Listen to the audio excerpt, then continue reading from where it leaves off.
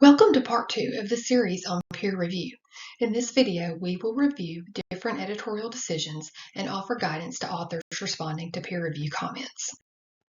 Reviewers for respiratory care are asked to provide a recommendation for publication along with their evaluation of the work. This is all taken into consideration by the editor in making the final decision. The editor sends the decision letter by email to the authors, including the reviewer comments. A decision to accept the paper means that it is ready for publication. As noted in Part 1, it is rare that a paper is accepted on the initial submission, and most manuscripts will undergo one or more revisions before it is accepted. Minor revision means that there are a few items needing attention, but that the paper is basically ready for publication, and once those changes are made, the manuscript is usually accepted. Major revision indicates that there are some substantial issues, but still the potential for acceptance if those concerns can be adequately addressed. Reject and resubmit is one of the options for reviewers to select when making their recommendation for publication. This indicates that the paper needs to be rewritten, and it is not clear if revision can fix the identified problems. This would be considered a major revision in the decision letter, and it will often include language that is unclear if the manuscript could be satisfactorily revised. However, it's important to know that it is still considered a major revision. A decision of reject means that even if the paper is revised, it would still not be accepted. There are many reasons papers are rejected. The topic may not be of interest to the core readers of the journal. It may not add to what is already known. It may have methodological flaws that can't be fixed with revision.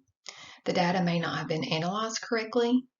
The sample size might be too small to make any meaningful conclusions, or there could be ethical concerns. An important thing to keep in mind for revision is that regardless of whether it is minor or major, they both offer the opportunity to make changes and have the paper accepted. Obviously, a major revision will require more effort than minor, but if a revised version is not submitted, there's a 100% guarantee that the paper will not be accepted. Even though revision is not a guarantee of acceptance, you will never know unless you try. And believe it or not, there are still some positive takeaways if the paper is rejected, even though it may not feel that way at the time. Take the reviewer feedback and use it to improve the paper to submit to a different journal. Use it as a learning opportunity to be sure and not make the same mistakes in the future. When you receive a decision letter, take time to process it. Resist the urge to fire off a response because you don't agree with the decision.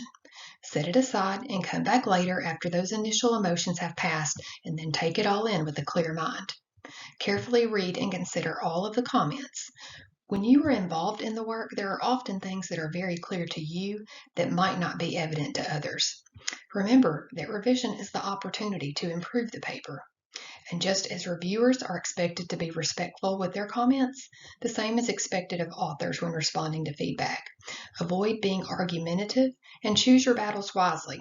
If there's something minor that doesn't change the intended meaning, it's often best just to go ahead and make the change. Otherwise, be prepared to provide evidence to support your stance and approach it respectfully.